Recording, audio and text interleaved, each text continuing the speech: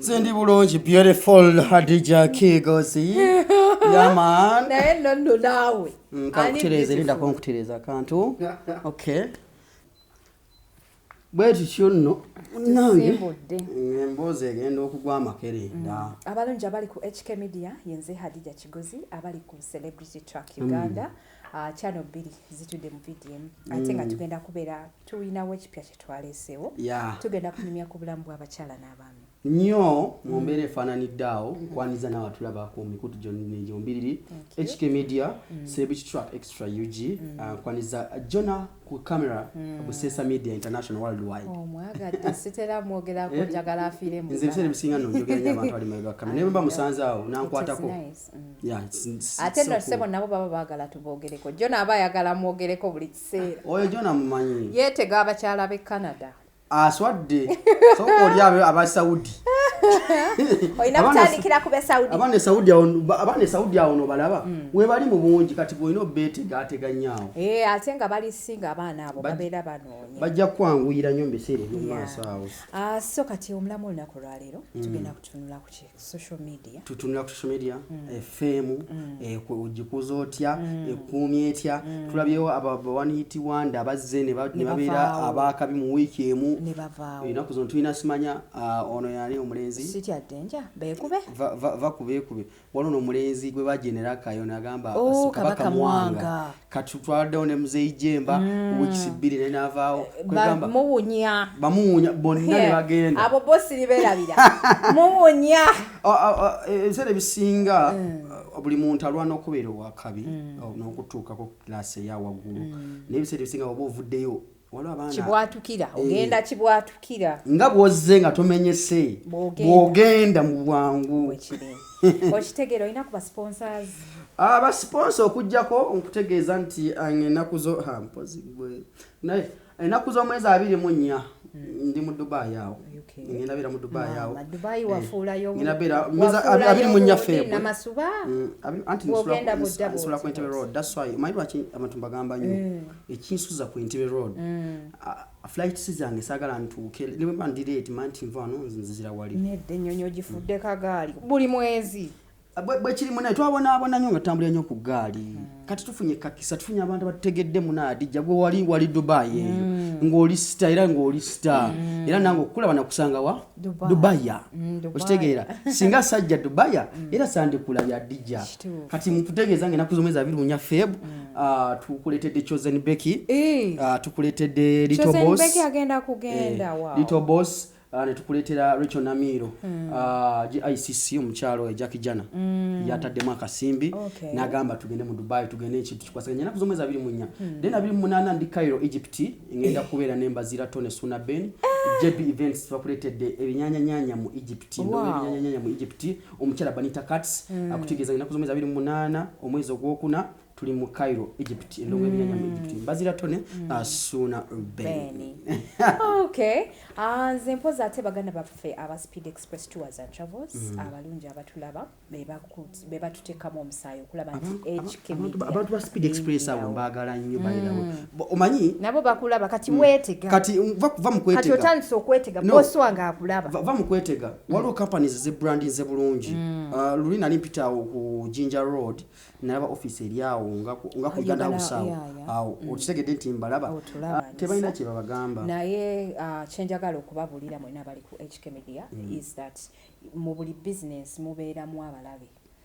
ebintu byolaba ku social media ebirounding aboogera ku Speed Express kino na kino yes Speed Express si malayika naye era mu business mubeeramu abalabe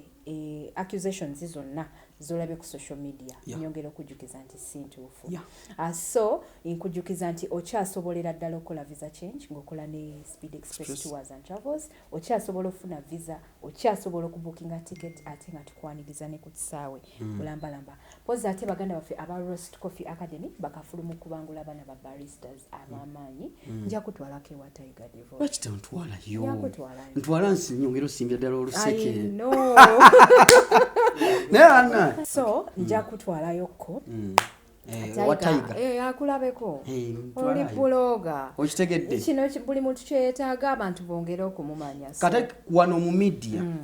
okukwatagana obulungi Haddijja bw'olina ky'olina nenkutwala oba n'ontwala amaanyi gagenda situka tetugenda tutuuka waggulu nga tutambula ffekka bino byetutuuka eri netugaggawaza n'otandika okuboola abannongolooza okikubye nnyo tewali mu maanyi gaamu okitegeera so bwe tulina otutambuliramu naye omukulu Tayiga mugambe nti oluseke era bosi wange akulaba bulungi nnyo era akakasa kwali mpozi ate ne Hamza naye bosi wange Hamza bosi wange Hamza mtumiddeko olira weyewomeka seke Uganda enyuma ewoomera nno ddala naddala ng'ogibeeramu nga tolina stress ate banagamba nti Uganda mbi ng'okola ng'okola ate kinyinga okwebazako kiri kimu Haddijja nakyogerako ne mu interview gye nakola nanti kadduuka ne mugamba nalabye ku baana abawala abayiriba nga bakola ssente yaabwe niwe musanga ng'agirya so tolina byonyumiza nti omusajja yamuwadde ssente ate sitera zirya kuba zisaawa tewekuba njawulo gwe ssente zigyokoze enzibu yakulya eruma oba ogispendinga owulira obulumi omuntu akusaba emitwalo 10 n'omubuuza oba kati oba nkoledde ki naye once in a while of course era ngenda neneesanyusaamu kongo omuntu ntumiddeko abali kusula moto zaawo abakulu agisula tukutumiddeko yakampa benzi ennaku ezo nvuga benzi kati agisula bannayo bezezaawo ba YouTube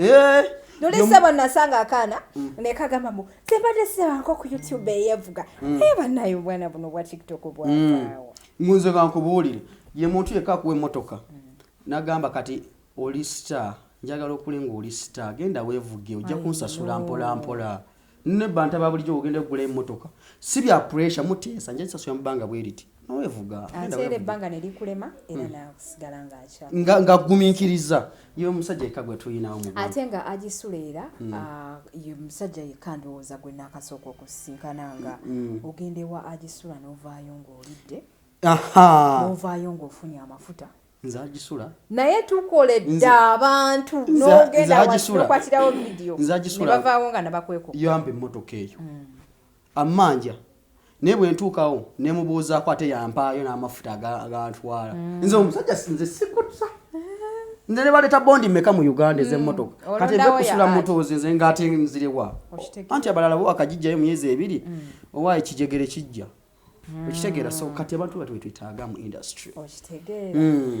naye nga obulamu buli butya obulamu si bubi okutwaliza awamu ekintu kikwasiza maanyi webale ku glowing man you look good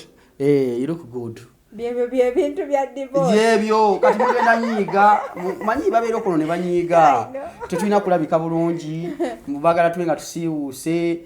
obanga gwe wasiiwuuka twasiiwuukako omwaka guno nakyusizaamuko ndowooza era abandaba ku HK Media mulaba w'enkyukakyuka oglowinga omwaka guno ntera nenesigakoko nenekubakoko kasige okitegeera so obudde nembumalakoko mundabira yadde sibimanyi bulungi naye omuwala mulungi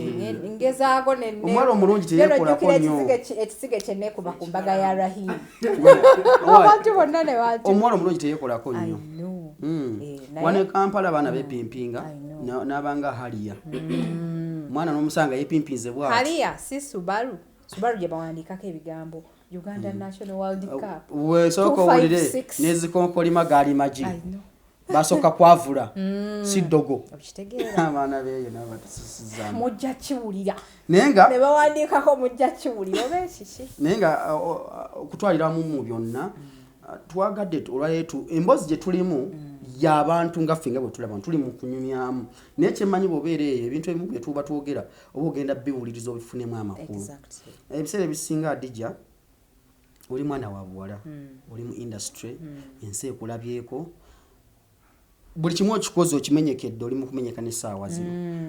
naye omuntu akusanga n'agamba Haddijja ali ku ssente za musajja bwekiri teyeekoleredde buli avaayo bagamba nti ali ku ssente alina omugaga gwakuula okitegedde ayagala gundi kati ffe bw'ovaayo n'ogiraba oti walidde za sugar mama abalenzi lwaki tulina eno endowooza mu bulamu nti omuntu ennaku zino mu bavubuka tukyasobola kukola ssente ezaffe kivudde ku kinyonnyoka nti gundi oyo yeekoleredde how are we going to inspire tugenda ku inspiringa tutya omuntu sijja kukulaga nti nze nenkola interview eno naye sijja kukulaga nga ndi mu kutuuyanira eri nina omulimu omulala gwenkola gw'oyagala olabe ate omala oseke bwe mala ozikola nenzifuna nenzirya mu bulungi oyo yalidde sente za sugar mami so kati abantu bagenda kubeera batya inspired omuntu agambe nti omuwala oyo mulabyeko ng'akola nange kankole nga mubatuuma titles ng'ezo gundi akola bwamalaaya gundi sente yazibba ku gundi oyo akuba luseke abaana basimbye enseke wano maana batusimbisiza enseke buli dakiika alina gwabba tasobola kufuna sente zona tazijja wuuyo nawe buno badde wano nga bwakatandika wano mbadde kane fayina engeri gye batulengamu ne ala ne balinga batuteeka ku mulengo buno bubadde wano nga tebulina kye butugamba naawe okitegeera naawe ndowooza wali obasanzeeko Haddijja kyeneebuuza kiri kimu enjogera eri nnyo mu bakyala naddala ebiseera ebisinga nga mugeya nnyo bakyala bannammwe lwaki oli takkiriza nti Haddijja asobola okukola n'akwata sente ze neyeegulira katugambe nti ayagala agendako ku cafe javas yeteoleko out omukazi muno lwaki akiraba ng'ekivi kiva ku ki nze ngamba abakyala abasinga obungi bangalo bunani abalala bye bakola balowooza n'abalala bye bakola omukyala bw'aba nga ye sente yazijja mu bwamalaaya bw'akulaba ng'oyiseemu abalowooza nti naawe olina gwobbye okitegeera ojja wegendereza omusajja omwenzi tayagala mwendako era kasita olaba omusajja ng'ali very insecure omanyi oyo omusajja naye most likely ayinza okubanga mwenzi so abamanyi obukodyo abamanyi nti kyenkola saagala abakole ki bakinkole so nze ng'omuntu ngamba nti abakyala abasinga obungi abakola ebintu ng'ebyo emizannyo ng'egyo balowooza nti tolina kyosobola kufuna nga tokijje mu bwamalaaya okitegeera kubanga ye kyakola okwebeezaawo so kati alowooza nti naawe kyekyo kyokola ki kyokola okuweezaawo famire abavubuka abasinga obungi ojja okyegendereze abantu tebabatimba butimbi eyo taito waliyo ababikola nga ye agenda neyeetega mu sawuna n'ateega bangamba mu sawuna eyo bannange n'ateega gwatera ogenda mu sawuna kiri kitya mune ngenda mu gym si mu sawuna naye guno omwaka njagala ngendeko mu sawuna ekyatamya sawuna mboozi emboozi zibeera mu sawuna bangamba nti wama kituufu mu sawuna nagendakoko mu sawuna naye si kintu kyange nga bw'onogamba nti omuntu naye ekyantamya sawuna mboozi ebiwoziwozi ebibeera mu sawuna ogamba baalula balongo bangamba nti mu sawuna wama kituufu nti oli asobola okugira wano nga muli wano mwenna n'agamba nga temuze wamu nemuzika nga agize nanka nakutwala ekyo sikimanyi naye tusooke tugende ku nsonga wali okiwuliddeko Kabaka Mwanga kyo kimutwaza mu sitiimu bana omwana omuto myaka 13 olwotuze mu sho Kabaka Mwanga kyo kimutwaza mu sitiimu sawuna sitiimu ba kimutwaza mu sawuna temulaba nga mukisusiza bwino bye mbadde mbagamba nga tutandika wali nti ba celebrities betuleesa abagwa obugwi tulime bateeka mu bulamu bw'abantu abaluddewo n'oyagala omubuusa amakyo bagaita ati amadaala naye omwana oyo alina emyaka emeka I think he's like nka 14 kati omwana ow'omu 14 aba akimaki mu sitimbaazi oba nze ndi fala va ku kyokubira fala twafuna zino companies zaffe ezebranding era buli wamu sisogedde bwe biti buli omu yasobola omuyamba n'akola ki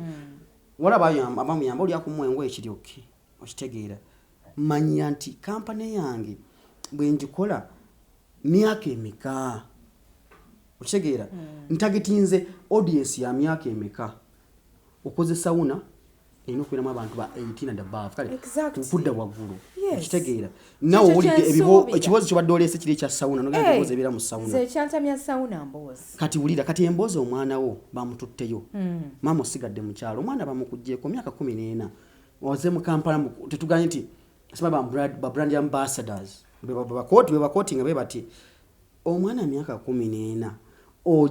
ojeri Kabaka Mwanga ku bantu abakulu bonna abalina brand abali mu Uganda Kabaka Mwanga yalina okukola brand ya sawuna simanyi tulina jajja ichuli mutero mulaba ku Supermania okitegeera eyo age ne bwakikola mujasanga omwana nga mulimu branding samwenge gwa Johnny Walker olwokuba nti yaliko amasanyalaze esaawa eyo okitegeera nze singa Faiz Cafe yamutute n'ali embuzi nanibadde nti mbali nti Faizi amulira muwadde embuzi Tukomye Academy ne bamuweka basari mukama waffe Tiger namwayo Hamza jali Tukomye Academy namwayo ko kabasari omanya nti biri mu age ne bwanywa chayo oyo ne bwakola kimanti biri mu myaka gye naye byonna byo mumukoledde mwali mututekozi ku Superman yawaliyo swimming pool na swimming naye ekyokubeera nti mwamutute mu steam bath nze saakyagadde lwaki buli gwe baleeta kubanga nze nina omwana omulenzi kweje emyaka sisobola mukkiriza agenda mu steam bath oba ndifala oba neetaaga agenda kwekamulamu ki agenda kweka omwana agenda kwekamulamu ki mu steam bath tuyinza okuba tuli wano naye nga just tetubi ffe tuyina amaalo ffe tuli ba amaalo bwalo si mu bubi manyi nti abantu bangi abatulaba mugenda tu misunderstanding naye yo si nsonga abategedde point mugenda kubeera mugitegedde nti abaana abavaayo ekibwatukira ebiseera ebisinga bagenda mu kibwatukira kati ekyo kyokka kimala okusuula kabaka mwange kati esaawa zino omulaba manyi babloga bangi bonna abasinga bamostinze ku channel zaabo simanyi bamostinzeko naganye sam hostinze ekyamazima ate nga nze mbuukira nnyetokota nze nkugambye nakubira omulenzi amulina omuyita bwa Yure Moja nangamba blood tusindike transport kusange woli sente meka nangamba sente meka mitwalo 10 kuba interview jajira nze siwaayiriza naye ne Helen camera person wangu oyo mwali nangamba Helen nasoka ngamba takipise nnyo nemugamba sina kigambo kyakumuddamu kati kitegeeza nti yonga interview emitwalo 10 egenda zijjayo kale tuganye buli anakolako interview agenda kuwa sente omwana mufucho kumuyiiza njagala nnyo nenkola ku muntu interview nenkwata sente nenzimuwanga nesini okitegeedde kubanga era omuntu yenna bwajja of course omwayo ku transport tomuleka just nagenda bugenzi bwatyo naye bw'oteekawo akakwakulizo nti nga sinaba kujja oba ofaananako ng'omuntu wa dictatinga nti bwekiti bwekino okolebwa oba otaddewo embeera nti oba omwana yafuuse business bo kati abasinga nabadde ku social media nga bagamba ate nga abamu batuufu nti omwana ono tumuzunziza ku medias nyingi naye afunyeemu ki yafunye ku ngoye nze kankubuulire nakola emboozi njirina lwaki bamuteekako eyo enkofiira omanyi bw'ajja okula ng'ayambala eyo enkofiira ate nga video yagikola tayambadde eki nkofiira lwaki brand mwagala tuke Kampala ekyuke kale baba nga brand ye lwaki mwagala tuke Kampala ekyuke nekira nakolako emboozi ya oyo mulenzi yali mu bawunya simanyi bibagamba bawunya namukolako interview abeera awo Makindye wansi awo agala okusika chapati ne suit gye baamuwa baagimuggyako agirina ya white naye yagitereka yatukyusa ne kala naye yangamba ekintu kimu nagamba bintu byenigenda okujjukira eno situsa agijjawo yanfuulako serebu ennaku ntono agirina esuuti agirina ne mukaveera yamufuulako serebu ennaku ntono okitegeera nakyongera nako ennaku ntono nangamba ekintu kimu nangamba buli wendaba esuuti efaanana eyo sagala jesembereza emujjukiza nangamba yesuti ogiraba wetwazambala ntulowooza buli kimu kiwedde ekyaffe ne batutambuza ngamba ne batuze lwaki buli aleeta abantu bano bonna abalina batwala mu sauna kozi walaba muzeeyi jemba naye bamutwalako mu steam bath ne tulaba bano bamuwunya jemba nuye kyali kisaanidde anti bulira muwunya abantu bakulu kati bamuwunya anti kyembuuza lwaki ayambala essuuti bulira ayambala essuuti basooka basala kaviiri n'ambala essuuti oluva mu ssuuti ng'agenda mu sawuna ani ategeka ebintu bino okitegeera ekintu ekyo nti ffenna tuli awo abantu bano bajja nze baserebu bangi abakyajja Haddijja osobola kukeera ku makya n'oyogerayo akagambo kamu kokka n'ensi yonna Haddijja neekuteekako nga we nagenda ku kisaawe n'empaawaza intaneti yonna ogeze kukima gundi ono maidi yani gwali okukima omwaka guno tetumuza mu kamera yani kale oyo so kwegamba bangi bakyajja ffe wetuli okubaaniriza twatega obuzindaalo naye mbadde nkugamba lwaki nze saakoze interview y'omwana oyo nagenza okulaba buli wamu netuuka interview nga teri kugisasulira mafuta ngati kati nsasulira yaki njifune nga n'ekintu ekino ekyandibadde kimuviiramu tetasa kifuna so Haddijja byebyo munnange so bw'ojja kibwatukira tukujjukiza ku social media kuno nti ojja kugenda kibwatukira nze mbadde nteesa Kabaka Mwanga yaliyingidde mu comedy amwana mulungi yaliyingidde mu comedy so we waba waliyo omuntu yenna amuyina obanga yafunye edda manager amutwale mu comedy aliye ku talent ye ya comedy afune engeri gyayambibwa kozi tulabyeko abantu bangi nga baze ku scene nga Kabaka Mwanga ne bavaawo ne tubeerabira nga tebalina kye mukulu gwe balese ebiseera ebisinga I don't usually tufuna budde kuba kati awo ayinza okufuna manager n'amutwala mu kuyimba kati wulira n'abawunya babatwalako mu kuyimba ffe tuwunya ne fresh kid kakati ffe tuwunya era muzeeyi Jemba yali abulako katono okugenda mu kuyimba kati nono omuvubuka yava Embale owa twende tupate yali mulimba lwa Kenzo ne Pia Pounds okitegedde kati balowooza okubeera serebu wano olina okuba muyimbi kitegeera manyi sitera kutwala budde ne ndaba nnyo channel za bloggers bannange nembeerako ndaba interviews but natula wansi netula ku channel ya Ibrake nalaba interview yaka kavubuka engeri gye koogeramu ningambo baliko empewo z'ekikezi mwogererako the boy is young but engeri omuntu amanyi kini nali munoonya anyumisa kumukolako interview akuwa emboozi va kubona bwe tukyazaako ng'atwesibyeko bwesibi tumukyazi n'akusimagiza tujja boogera n'akusimagiza gye bali abatusibako bwesibi naawe bamanyi nga bakwesibako n'omukyazi alwanaakola nti atanyigira nze Haddijja Kigozi ajala n'empisa embi naye the boy natula wansi wanne wange embeera nalaba vidiyo yonna nengimalako nga ndi mu kuseka okitegeera nengamba ono omwana nengamba kati Ibura baba mukyazizaamu ewannero nengamba bannaye Kabaka Mwanga ddala alina emyaka emeka the boy is old I think alina ndowooza 15 siti mukulu naye ayogera nga aliko empewo z'ekika naye ayogera ng'omuntu omukulu anyway omuganda wa Jona engeri gyayogeramu era ng'omwana omutoyina bambi akulidde mu kyalo excitement y'ekibuga esobola omuleetera okwogera buli kimu lunaku yasooka okulya ku pizza buli kimu twamufuukira ekizibu kyekyo kyeyali alabye Uganda ate bayitawo abantu bayiga okukkiriza bw'ogenda awantu nakunyonnyola embeera gy'abayisemu yeyo gy'abeera alabye nalabyeko ku TikTok nakankaka yagenze Dubai namulabye ng'asika keesi yes so bwe yatuuse Dubai n'agamba eno embeera y'obudde ennyogoga ate mu abali eyo mugamba nti obudde yagendedde mu season ki Dubai teriiko season naye ayinza okuba yatuukidde mu room ng'eriko AC kitegeera aso simunenya nakakaka abantu bamukriticize nze ne bamuvuma ne bamwogera naye kyekyo kyeyalabye nakankaka kyeyalabye lwaki temukkiriza naye baana ba TikTok baliko myadde okuvuma nakankaka bavuma ekikulu ndowooza ekifaananyi bambi bavuma naye nakankaka bamuvumye nnyo mwaka guno bamuleke era bamutandikiddewo sigwakatandika tiyagenze mwaka guno nga kutandika tali mu Dubai kati bamukoze batya segeza 2023 yeyo bamutandiseeyo kati omanyi Facebook social media yonna omuntu ajja nakuvuma ekigambo ekinene niweebuuza obusungu yabujjawa namukola ki bannange waliwo gwe nabuuza mu comment manzi ntula ku Facebook nembaddamu nembuuza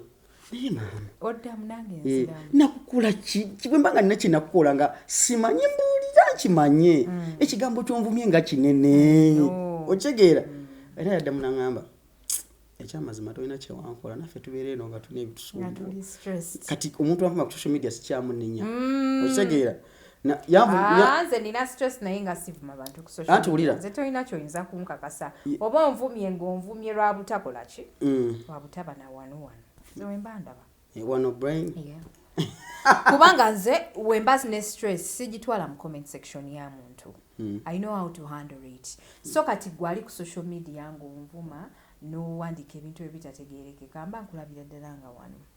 brain like obwongo obwetaaga kuwashinga. Exactly. Kiringa omuntu ajja n'akomenti kifaananyi kyo n'agamba nti oyo nze gwe Haddijja sikwagala simanyanga wantama. Bw'oba tonjagala ng'ondeka. Okitegedde n'ekyokulala nze simanyi if you exist. Cause sikumanyi. Obeera wa? Okitegeera? Simanyi na gy'osula. Omanyi ondaba ku social media nkulaba ku social media. So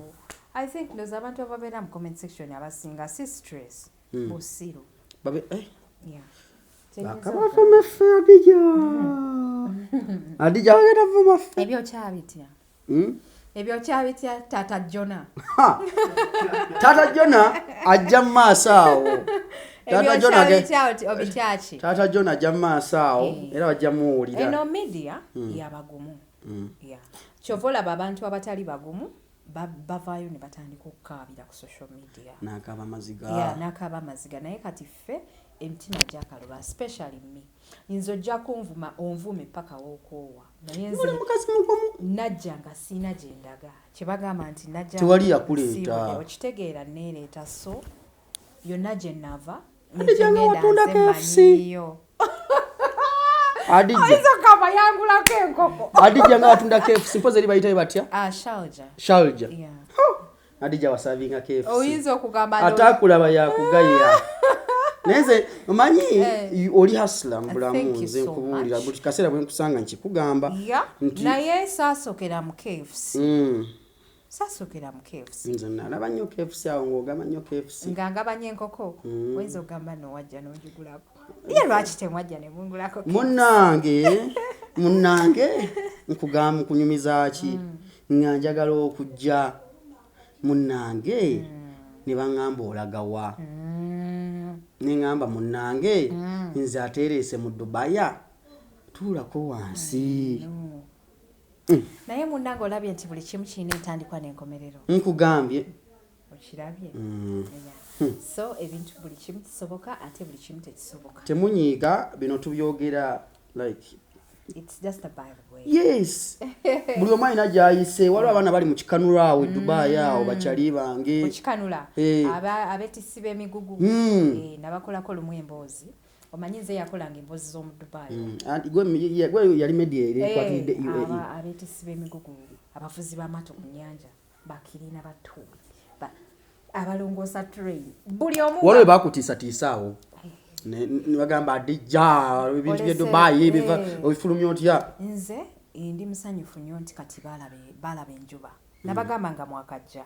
nga munzijako gundi ne bagamba nti natandika ekintu kino abandi ndi musanyufu nti n'abantu bakitegedde buli omu kati omulaba akutta akazindaalo. Nyondo media yalagawa. Nyondo media taliyo mu Dubai. Nandudde okulaba ku channel ya Nyondo media. Akola. Really? Akola bambi. Naye nga takyayatiikirira nga bwe yali ayatiikirira Nyondo. Superstar. Obwa superstar. Ennaku zino akwasaganya bingi ayina atunda ebizigo. Nyondo Glim. Akola agezaako mulabye. Asembadde ku uploading. Abadde akola 21 hours. Gyali akola. Naye kyali wange vibes UG. Kyali wange nnyo. Nyondo media abadde asiriseemukko ng'olaba mu kubuuzizza. Naye nga abaana bangi example nyinza giwera ku Nyondo media ti omu ku bantu abatandika ekintu kino naye n'akikola. Abantu ndooza baalabika balowooza sisobola kumwogerako ku kyano yonna. Kubanga abantu bawano bw'aba akola ekintu tayagala kusupportinga muntu mulala. Ndabyeko vibes UG nga naye ekintu akikubidde ku high level nnyo. Yakoze ne TV kati. Bagitaani. Vibes UG kubako eringa TV ya ddala kati. Nalayeko muganda wange Kimu. Kimu nana omwe. Bannange abasajja balaba edduka omusajja n'okwata ssente n'oziteeka mu mukolo ogwo gwonna. Waliwo nga tugenza eri muzi wooteeri ez'ebbeeyi e Marina. Kimu ng'akola proposal. Nze nazirika. Yaleeta abamawulire bonna. Celebrity tracker. Gundi. Mama tuguse ensonga. Bannange. Omwana omuwala najja. Mukateteeka ready? Najja. Letitia. Bannange omwana omuwala ne Kim ne bamala ne babreakinga. Kikyasinga okuneewuunyisa. Ne Kim yali agala nnyo omuwala oyo. Naye maama. Anyway. Nanga omuwala yakomawo yangamba omuwala yakomawo Uganda. Letitia. Naye nga tonnaba ku spendinga ssente nnyingi z'ogenda teeka mu mukolo ogwanjula omukazi oguproposingira omukazi ogukolera omukazi ekintu kyonna. Bambi tubadde tubasaba mubeere sure. Neze girlfriend wange ngenda mutwala Dubai ngenda proposingira. Munange ne bw'omutwala America era mu. Njagala nkyawe naye ngajjukira nti namutwala Dubai ne improve. Banange kyabatuukako. Lwaki abantu aproposinga kale tandikira awo. Lwaki abantu mu mukwano bagweraga nnyo media nebalaga bano tubeegombesa munange bakoze kino bafuka kyakulabirako out of the blue. Wishwe obuuza Jona nti omukyala gwe watulaga gwe twaproposingira ali wanga wa. Okitegedde? Nga buseesa yonna baagirya baagimalawo. Yajja mu inbox yange n'angamba Haddijja twa breaking up nesigala nga ntidde. Propose eyo kweri ku channel yange twagikwata ne ba ne kusebulishwa ka kweri nga tuli Dubai nga tuli mu matiribona ga hotel geswa ujimanyi gwe nga bobola aba kino kiri Dubai bakirata kino Dubai Eye ekyetolola nga woyimirira olangera Dubai Eye olengera Burj Khalifa kumalinna ku mazzi gye twali sente yali wali bakyala naye lwaki abakyala tetugumiikiriza Letitia ojala interview omanyi nki oba Kim yatagumikiriza kale tosalaka gwakawala nga tonnalaba gwakale kale nawulirizako side ya Kim nana kati njanoonye ku Letitia Kim nana wajiwulira yagamba atya yakakanya kimu yagenda nandekawo ate yeyo ye side yagenda yandekawo yeyo ye side alina okuba nga yabikunyumiza why sokuba nnyo omusajja munnange tuddeyo ku mulamu leero tulabyeko ku Kabaka Mwanga azze waali tetumanyi wajadda situmanyi oba amalako wiiki eno ng'akyaliko tetumanyi naye tetumuwala na bambi olw'okuba tetuwamukozeko interview tumwagaliza buwanguzi naye abantu abamubadde kumpi oyo omwana afune kyalina okufuna mu kaseera kano ng'akyaliko omumeme akyaliko amasannyalaze omwana oyo bamuyingize mu comedy amutwale wa Alex Muhanji era comedy store abandi badde bamutwalako comedy store amutwale mu comedy store bamutwale grooming akule ng'akola comedy asomere mu Kampala asobole okugasa family abazadde tubasaba abazadde b'omwana oyo simanyi bo baliwa kubanza nali singa bali wano kumpi kwa kasente kano kasibu nze nali ngenda bali wana nnyo ekikulu wala oteka mu sente mekezo nyingi teka mitwalo ngago asatu kitofu okitegedde mafuta naba mwetolodde omwana ono afunemu mu kiyatandikawo akifunemu era tulabe nga alina amakungula amalungi kireme kumala bakozesa aye tuddemu okola akafaananyi nga bapostinga laba Kabaka Mwanga gyali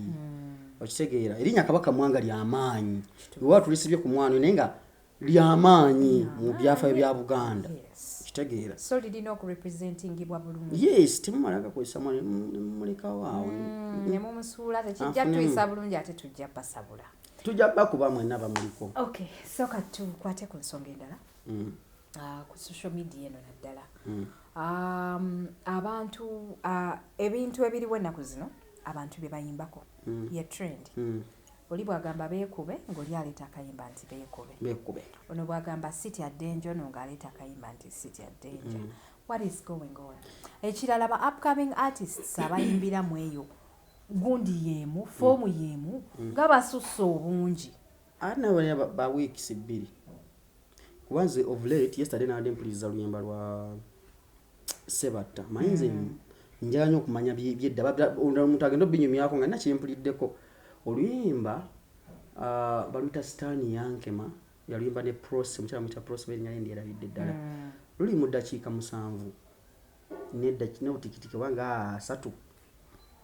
kati bw'ogattagatta ku nnyimba zaffe okumala eddakiika 7 obuzanya ennyimba mmeka ezaleero nyimba 2 nyimba 3 sebo wali mu nyimba 3 kuba wano kubanga ogenda walugwera mu ddakiika 2 wali ayinayo already dakiika 1 n'ekitundu okitegeera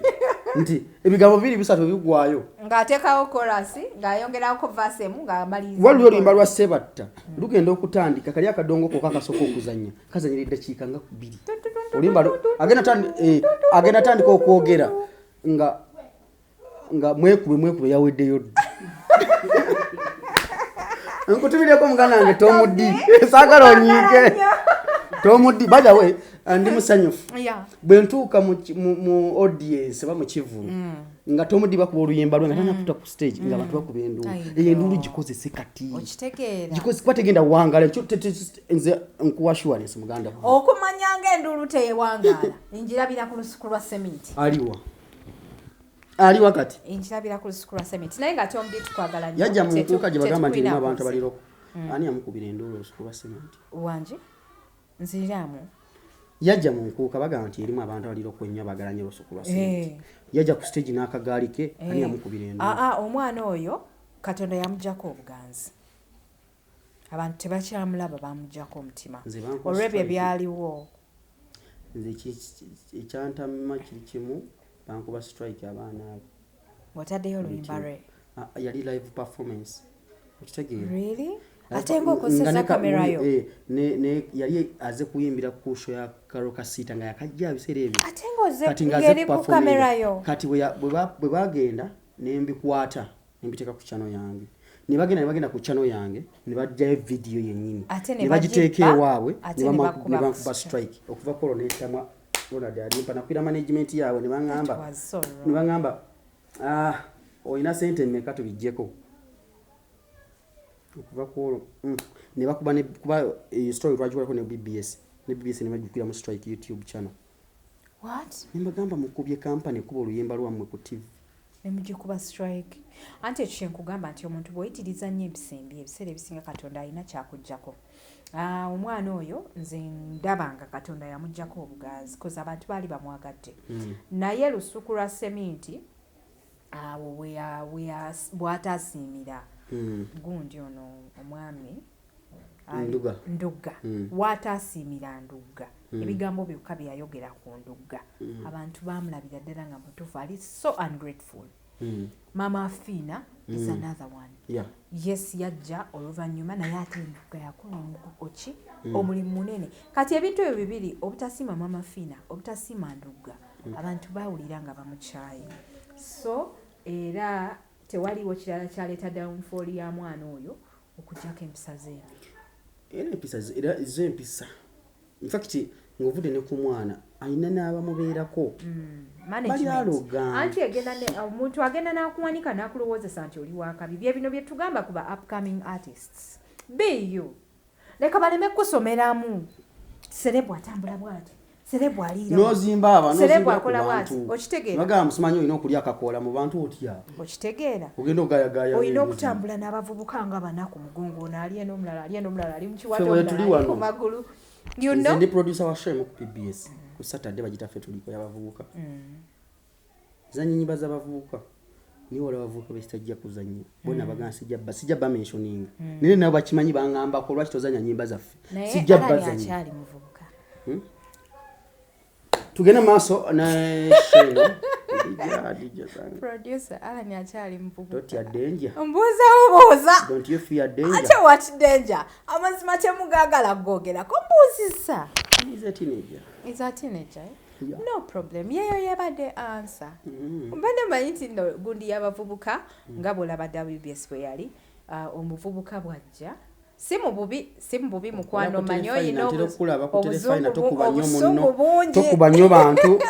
telefayina obeerayo ate mukola mu lunaku lwe lumu olwa Saturday lwaki mwana tokitwalamu eyo embeera omusajja ojja pressure z'obusungu kitegeera just kyeŋŋamba gwe producer nti ffe edda wetwalanga ku WBS nga omuvubuka bw'okola n'otuuka mu senior 6 nga abavubuka abalala bakola batya bagira tuveewo kati n'ekirala tubadde ku bavubuka abavuddeyo nga baviididdeyo mu foomu y'emu sitya danger atambula agayenkoola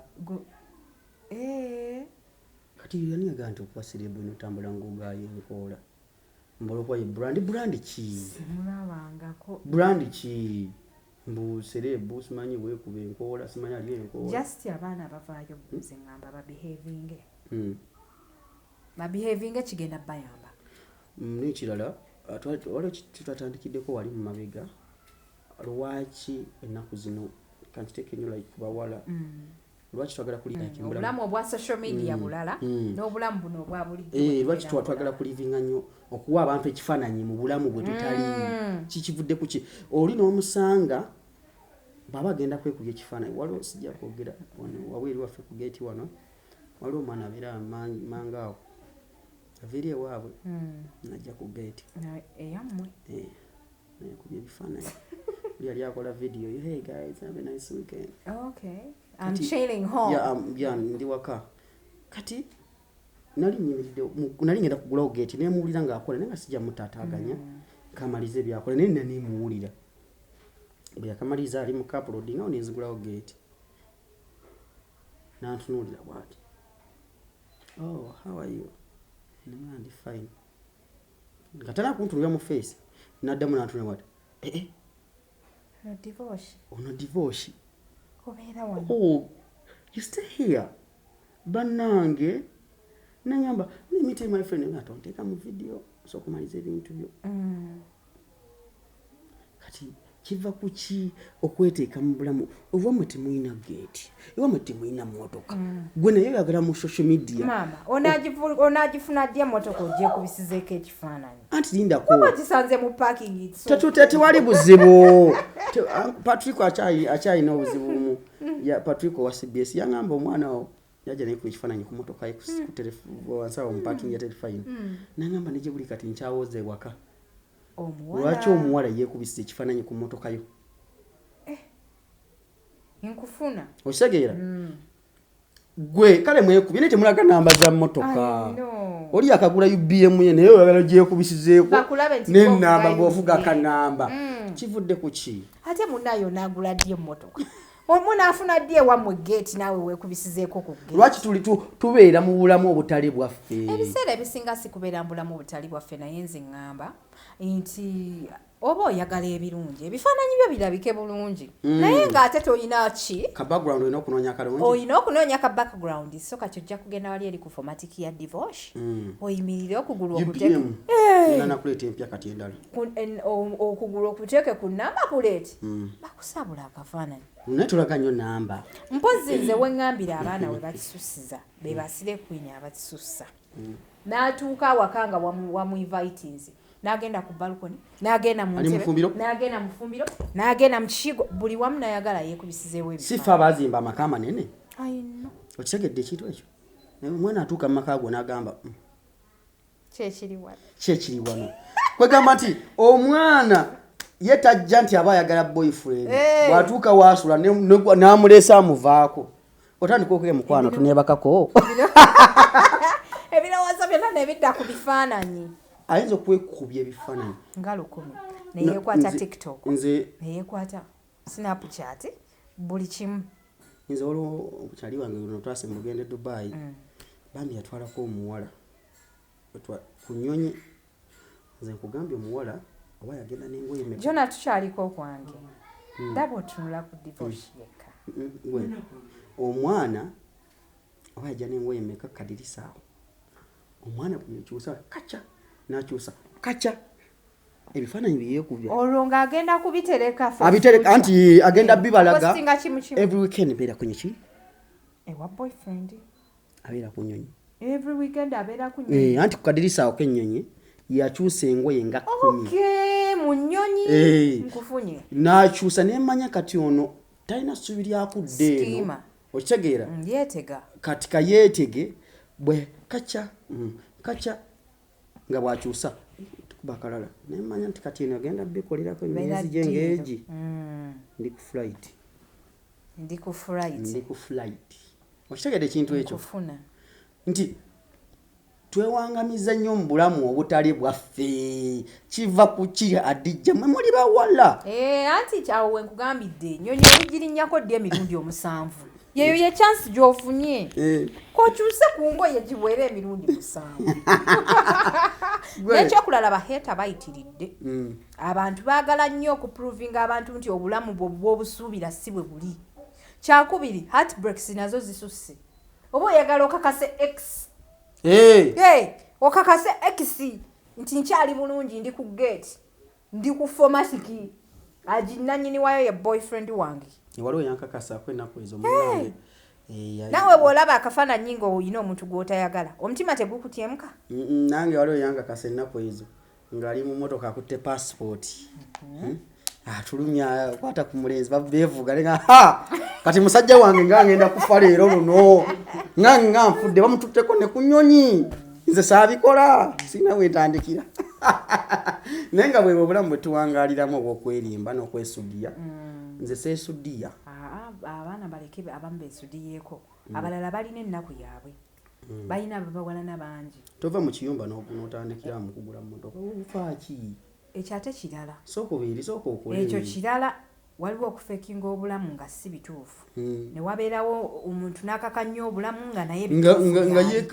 nga yeekaka nnyo nga ssente azikozesa nnyo azifulumya nnyo yeekaka embeera ayagala abeere nga Zari ayagala abeere socialite kati oyo ate mulala noono owa ku social media ng'obulamu bwe wano buli calm naye nga ku social media abantu obalaga nti oyo mulala abantu balina emitima egyamenyeka kankubuulire divorce nga boyfriend yakumenya omutima tandise osumagira tusibule abantu nze nsimagira nze bwogera ku byokumenya omutima gumenyekera ddala kuba bakamenya omutima bakamenya omutima ennaku ezo twawogera ku mutima omuntu nga yakumenya omutima nga you have to prove them nga alina kulabira ku social media nti kati gundi ali ku forest park aside eno omutima gumukube agambe nze bye sitaasobola muwa bannaye babimuwadde omuwala wuyo yevuga maama nfudde nze saasobola namuvugako mu mmotoka yange kati yeevuga so n'ebyo nabyo biseera ebisinga biba byetaagisa olumye ku bantu olumye ku bateesa abalogo bakitegeere nti obulamu tewawulidde Grace Nakimera in her latest story ng'anyumya ku ddogo mu music tewagibuliddeko eyo story okay kati nja gikubuulira yagenze n'agamba nti nze nali simanyi nti eddogo gyeriri ebintu ng'omuntu bw'onaakeera ku makya nobeera ne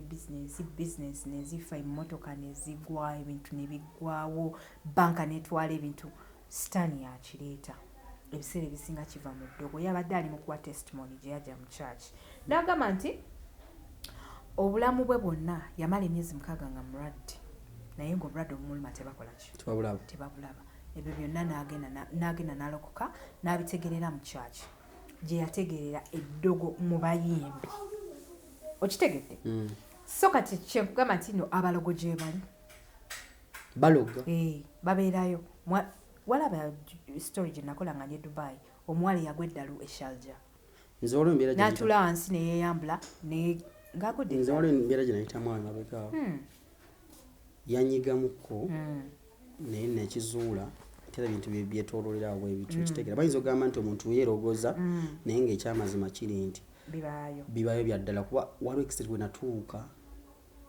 nga mala ne wiiki nga serabye ku 50,000 eza Uganda nga serabye adde 10,000 omanya kuba omuvubuka nga ffe ng'onoonya 5,000 toziraba ng'essente zeesiba buli kimu bwe banzibira ewaka wonna ne banziba kamera zange ne banziba buli kimu byonna nga bigira kumukumu okitegeera byonna nga bigira kumukumu manyi abamaama bano batunula wala nagamba naye waliwo obuzibu ki embeera yo sigitegeera buli kaseera ongamba kino kiki nangamba saba nnyo saba nanganza mukusaba nina wana ali awo wani yangamba sister anti wange nangamba wali kitali kituufu so naye bibaawo oba oyagala olumye ku bantu tugenda okizuula ng'ate ababikola tebava wala ojja wano Haddijja kyekiriwo bakweka soda nga gwakaguze naye ng'akupulaningira nkitegeera so abantu munaye babeerayo bwe batyo abaana abali obeerako ku social media ng'oyagala obakakasa nti munaye nkyali ewakola tebyakola ki ssebo n'omulogo atya ng'akulabye ng'onyirira atya omulogo ng'akulabye ng'onyirira ssebo naye atya eddogo si lye litya naye omulogo ali kusindikira atya nga terikola oba nama ogenda olabivudde nako ng'atidde ng'alaba ogwaloga alinganga amala obudde so munange abaana abo baba balina okwekubya obwo bufaananyi ne bakakasa nti obulamu bukyagenda mu maaso era nze ebyo byo nkyabikolera ddala kulumya tongera okulumya genda ogyeyo akagoyeko mu suuti ab'e Dubai bakola batya anti jjukira e Dubai okwegezaamu engoye kwa bwereere mu buli dduuka agenda neegezaamu engoye waliwo gye natuuka ne bagamba no need Africa come take Snapchat go no buy so okitegeera e Dubai okwegezaamu engoye kwa bwereere ogenda neweegezaamu olugoye mukwano gwo nakuba akafaananyi n'olugjamu neweegezaamu lulala ne bakuba akafaananyi so oba olina okukakasa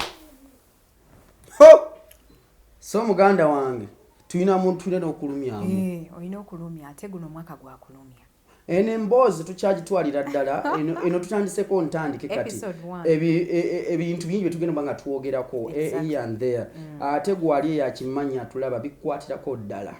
following HK Media every week tufuneyo olunaku tujja tubaweereza serio ate nga temujjukire temwerabira nti mama Jona ne taata Jona ate bo bafuuse ekizibu embeera egenda okuba ate nga nzibu nnyo ate temutubanja nnyo bw'atandika temuteka kwa guno omwaka yagenda okubanga yavuga yekka tugenda kuba shows UK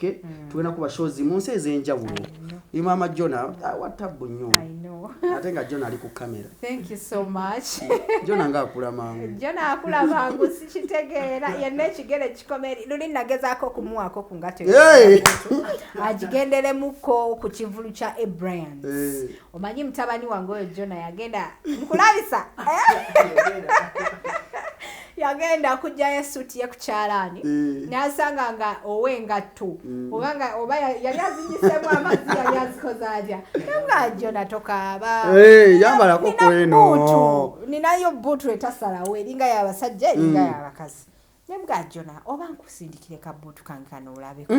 Jona nga tekamutuuka kati sikatakaabe eyambala siniika Justin nomba bloga bonna abali ku mukolo gwa Abrahams yali alina engatto nga tetuzitegeera ano bad black abe yagamba abalwadde naga kano nga kalwadde yagamba ayika yali agamba Jona bana isibula abantu tufe byebyo nakolwa leero temu ebino embozi nga batujivuga bwetu tetupapa twali atukakso kikola era babiri nakyo mu mutima nga bakimanyi twali atukasa okujja okutuula wano tukikolanga ffe era tukimanyi mugenda byagala mubiwulirize wano tewakyali bintu byakuteera kwegayirira abantu nino biwuliriza ate mubyagala mugenda commentinga abavuma muvume naye nga mbabuuli mujja byagala abavuma tetubatya bwe baba bagala bavume tewali buzibu bagendeko ku speed express bakolereyo ku bunanka batambuleko mbere exposed mutambule ku nsi ateze kambabuulire temwekumirako mbeera mbi because bwe wekumirako embeera embi oba ogenda kuhetinga abantu abalala bw'olaba nga anyiridde abakunyiiza bw'olaba nga mulungi abakunyiiza kubanga gwe omutima gwo wekumirako embeera oyina fuwitizi yes naye bw'ogira n'oyanjuluza omutima gwo teryakugaana genda mu parking ne weekubya kafaananyi okuggyako nga toyagala taliiyo buli mukyala ekyakiyagala teryakugaana kwetika ku kakowekowe nga kano kentadde agambye atya yes oyina okukassaako otherwise olaba obuti nga kataddeko kagenda kukunyiiza kubanga gwe tokateekako so temwesibaako mbeera mbi guno omwaka 2023 twagala ku eliminatinga mitima mibi sibula bantu tuvewa nkutegeeza ng'ennaku z'omwezi 24 tuli mu Dubai omwezi ogwa February GICC bakutegeeza bakuleetedde Chosen Becky ne bakuleetera Little Boss Rachel Namiro ekiraba Bagital Lovers Rock tujja kubatambula omwezi gikwe gwa Feb ogwo tuba mu ngeri ya kiravu lava mpola mpola tusuwanze official MC ne mwana muwala Sophie Love vira ali kusanyuka TV tukwatagane bulungi awo twenga tukikwasaganya mbere efaananidde awo then 28 omwezi ogwokuna abantu banga mu Egypt Cairo ngenda kubanga nzija Suna Ben Mbazira Tone Ogenda tuwaka e Jerusalem? Ya, ngenda kubanga mbatambula. Omwaka guno ngenda panga ntwalinga mu nsi ez'enjawulo. Then mu Gwokutaano. Mu Gwokutaano tulinayo Australia. Tujja kuba tujja. Muganda wange Kakande nkutumiddeko mu mbeera efaananidda. Kuba tutambula. Obeera n'omuntu ng'akwagala nga yakutegeera. Yeah. So aba Egypt ngenda kuzomeza 28 omwezi ogwokuna. Mbazira tone ndongo ebinyanyanya mukyala Banita Cuts. Okuva ali mu JB Events nkutumiddeko n'omukyala Jakijana nkutumiddeko awali mu JICC. Okay. Ngenda kusembayo nga mbagamba nti aba Speed Express Tours and Travels company yakasiba okwerambisa abaza abantu kuva mu kitundu ky'eggwanga baganda baffe aba Rest Coffee Academy bakafuluma okubangula abaana ba baristas abamanyi. Pozi nange HK Media mu followingeko ku bitimbagano egy'enjawulo kwendi ku TikTok, kwendi ku Facebook, ku Instagram, ku Twitter, everywhere. Neyanzanyo bakwano. Naye abantu bakimanyi nti YouTubers and bloggers essaawa zino beba dominatinze be batava ku nnyonyi okitegedde bino byakolebwanga bayimbi edda naye kati ffe twawamba kyobola abayimbi batunyiigira nnyo twakuva twajja okitegeera akawogo twakayingira naye tukyakayingira pakati ffe maanyi kati ffe bakabaka mwanga essaawa zino abo mulembe guno mfollowinga wali ku Facebook Divorce Matov UG, Twitter @divorcem ojja kubafuna bulungi, Instagram ojja kufuna Divorce Matov official. Njagala owulirize nnyo Rock FM waliyo mpeta ku www.rockfmug.com okubeera ng'ogiwulira n'owulira ku music yaliko ate Haddijja ngenda kuweka podcast ku Rock FM otandika okujja oyogereko n'abantu nja kujja Rock FM tujja kuba tujja bulungi nnyo ogenda ku Afro Mobile app ojja kuba tufuna bulungi nnyo oba n'oteeka mu Google n'oteeka mu Rock FM UG directories nyingi wojja kufuna bulungi ku camera tutambudde ne mwala mulezi Jona nanyini kirevu